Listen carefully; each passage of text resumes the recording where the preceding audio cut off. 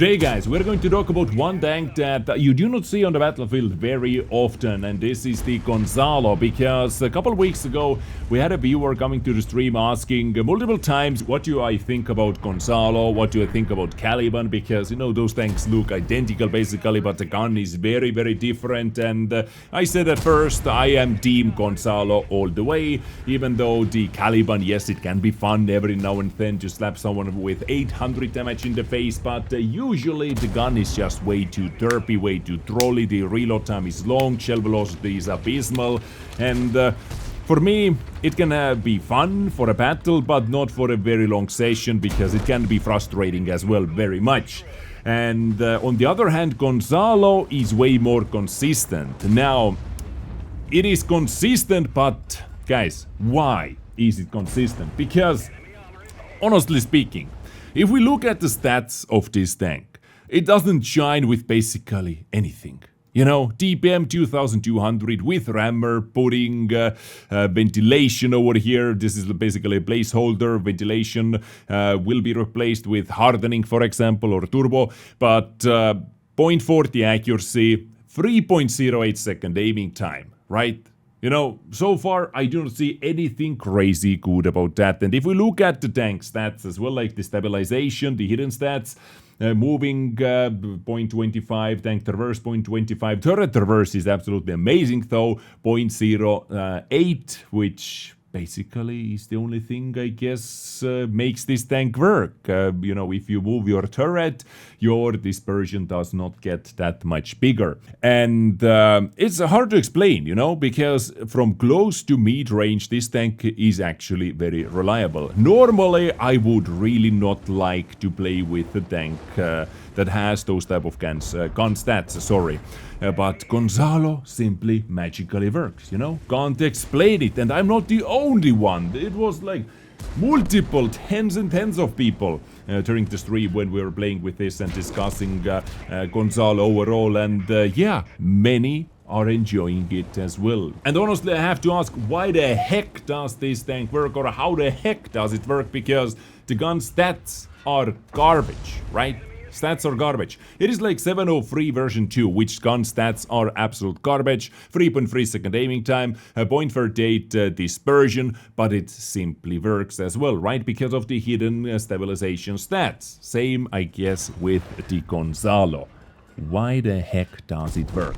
And now, ladies and gentlemen, let me show you quite a banger of a battle which I had. I'm going to do this type of commentary, what I'm doing right now as well, explaining what the hell was going on and what my thinking process was. And at the end of the battle, there is something very silly or pity happening, and I want you to watch it to the end and tell me what you think about that. Should stuff like that be punished? Because it is, how to say, simply put, sad.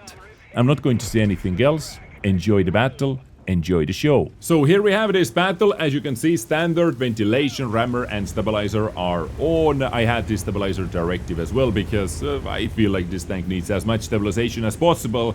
The ventilation, however, is or was kind of a placeholder equipment unit on this account because I didn't have extra hardening or extra turbo, for example. It really can get some nice use out of turbo, not because of engine power. It has enough engine power and the acceleration is very nice on this tank already, but the top speed, as you can see, you know, 36, 37 is how fast this tank can go on a flat ground, and also hardening is good on any heavy tank basically. More hit points, more drag health, more good juicy stuff. But in this case we have this ventilation, which gives us a tiny little touch of everything, not you know, that significant. But it is a nice matchmaking. We have a tier 8 battle over here. And they start off with some blind shots. This is what I like to do, even though, well, right now the spotting things are kinda messed up because not everyone has been spotted over here. I don't know what the hell is going on with the replay file over here, but you know, sometimes people like to sit behind those bushes, like over there. There is Scorpion SU who could be over there, and I try to get some snipes in. And I like to see that our medium tanks moved to the open field as well. We do not have any light tanks over here, so to get some medium tanks on the field. That is good for us. Mainly because now we are sure that enemy is not pushing in from here. Because if the open field, the 890 line, is not going to be played that much, it could be a big trouble for us. The SMV CC67 is the only guy holding one line though, so we have to keep an eye on that as well, right? But now, slowly moving in, our Skoda is going way too deep back there, as you can see, but aiming in on the Lorraine, and boom, the Hesh round, of course, is what makes this tank quite juicy as well. So it has 209mm of Hesh penetration, which is lower than what you get with a standard round, but you have 530 alpha, and boom, you can feel that over here as well. Not have been able to hit the average roll this so far in this match, but 500 damage, guys, is 500 damage. So yes, it has 209 penetration instead of 240 penetrations what you get with the AP round. But AP round deals 440, which is still quite a nice damage for a heavy tank. And if I'm not mistaken, that shot right here was a hit into SU 130 PM. So after that blind shot, and after I see that our guy is the what is that? Not Scorpion, sorry. Scorpion is not moving in, of course, for obvious reasons. I decided to pull back a little bit because, you know, it might be a little bit too risky. And we can see an opportunity to take out IS-2 in the city. So quick shot into the side. And we really need to start helping out the city because the score is 1-4. The one guy who was holding the western flank over here, the one line, sadly has been taken out, so we quickly need to do something over here in the city. There is AMX AP, and nice, 703 was able to take that guy out. And now I am going to push in up here because I can see that WZ111 is making a push, and I would like to say a little hello with AP rounds over here, of course, because I don't trust the Hesh in those situations. This WZ could be a little bit too much to bite over here. Taking another shot into WZ, while that guy smartly actually took out 703. Didn't shoot me, I was still full HP, but 703 was a one shot to the WZ, so good shot by that guy. Ferdinand eats 457, nice, and we have AMX 65 behind me. At first I was thinking, should I react to this or not, but then yes, if Tortoise is also moving in together with that AMX 65, I need to focus those guys and now simply run away, because originally I wanted to take out the Ferdinand and then turn around, then run away like I'm doing over here. But two of them behind me, no thank you. WZ luckily was slightly under my average roll, and I did not get trolled by the gun in this situation. And by the way, fun fact, during this entire situation over here, starting with the WZ, I actually received a phone call as well. So I'm on the phone, I was on the phone, you know, the focusing was a little bit distracted over here, but still able to slap some shots in. And you can see, like, the gun, right? How the hell is this, like, that reliable? Yes, it is not the most reliable gun in the game, but still, for the stats it comes with, it is hella reliable. Using still Hesh over here just to get those juicy shots in, and trying to, of course, save our Löwe as well, but sadly this AMX gets the Löwe into the turret, actually. Maybe Löwe was looking away a bit weirdly, or AMX switched to the pre-boom rounds and was able to knock this guy out. And luckily, you know, able to take 65T back, and Lorraine arrives just in time. Just in time for us to take it out as well. So, what a crazy situation. During a phone call, you know? Getting attacked by multiple tanks over here. Actually running away as well. And here is Scorpion, who spotted SU. Luckily SU was able to put one shot back, and the Scorpion G was able to finish it off. But XM66F finished off SU 130M. So now, after we saw that XM finished the guy off, we know that this XM, who was up on that hill back here before, has moved all the way to the open field. Because Our SU got killed right there, behind the hill for anyone who is on this side of the map, right? So there is only one logical place where this XM could be.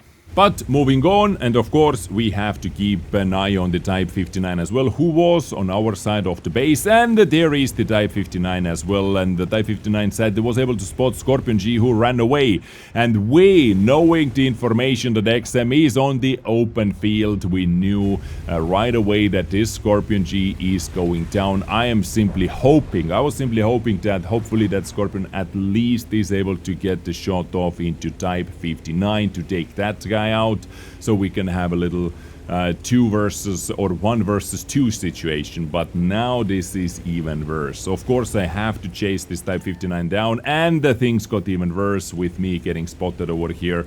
I was able to stay hidden until the very last second over here, and artillery is already bombarding us as well. So now I simply have to kind of risk it to catch the Type 59 somehow, somewhere. I'm not going to take that shot, because as soon as I take that shot, Type 59 could push me down. I have to make sure I'm actually able to hit it, actually able to penetrate it, and it has to be AP round as well. I do not trust the Hesh in that situation. I could do like 150 damage or something like that. And if we pause over here for a second, like, I actually do not know what would be better play other than to use this reach line over here, because I know XM, who most likely is still at full HP, even though the XM was spotted on their base side sniping. Maybe XM received a shot, but we haven't seen this guy for the longest time already, you know, for multiple minutes. So I'm basically thinking that this guy is still at full HP, and I guess this reach line over here might be the best way to play it, because then I have at least some room to back away, and they do not have to deal with the XM's very nice DPM actually, which that guy backs. So I am just trying to bait, maybe hoping to bait that guy in, but here is XM who crawled up as well, and now I received 373 and I took 373, so now I'm one shot to the XM, but I have to make sure I face arc the guy while hoping to kill Type 59, who pushed in as well, and now quick maneuver over here to get on the side, and artillery comes in. Luckily doesn't track me or doesn't hit me directly, but as you can see, XM is also not using the medkit, so maybe my first shot killed something like driver, maybe injured the driver. And guys, what a time to get a beautiful, beautiful engine fire over here in this situation. Here is situation, some maneuvering, some skill, and a lot of luck, and we were able to walk away from this situation as a winner. Bounced the shot with face sagging, took out Type 59, right, over here, and, you know, luckily fast enough to get on the side of the XM and set that guy on fire. I think, you know, without the fire, we still would have won the fight, but, you know, the fire made it easier. Now, if you would be the enemy artillery, the main reason why I'm pausing over here, guys, is I wanted to give you a little intro about what is about to happen. You know, very pity, very, very pity thing is going to happen. I am 187 hit points, at 187 hit points, which is a one-shot to this tier 8 artillery. You know, if a direct hit, at least you have a chance to win this fight like this. If you hit me, I'm dead, right? So Lorraine 15551 decides to do that. Pay attention at K1, guys. Look at K1. Look on the minimap. Pay attention over there. Keep looking. Keep looking while I'm trying to evade the shot. Do you see that? Do you know what that ring means, right? This is the indicator showing where enemy artillery just fired. That artillery, Lorraine 15551, does not even try to win. Instead, decided to cowardly deny 7,000 damage to us because we have a blind hit as well. And also Radley Walters. And also, you know, doesn't even try to win this battle for the team. Because, wait for it, guys. In 5 seconds or so, however long the artillery reload was, enemy Lorraine 15551 was lost in the battle. Legitimately blew itself up hitting the bloody rock. Well, no Radley Walters for me.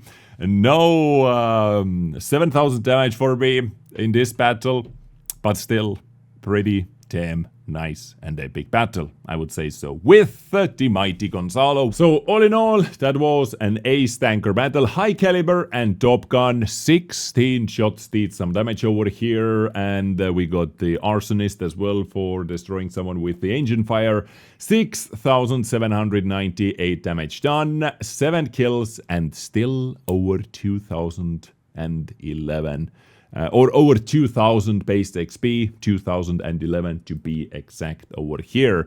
And as far as the credits goes, close to 200,000 credits profit as well.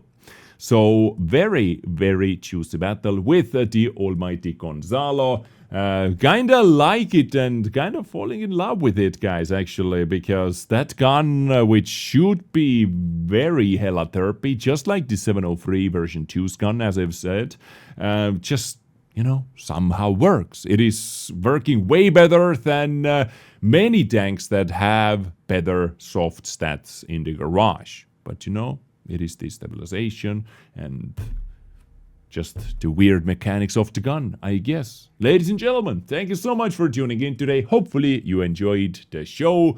I will catch you next time with something else. Stay awesome, stay beautiful, stay sexy, stay naked. Take care and bye.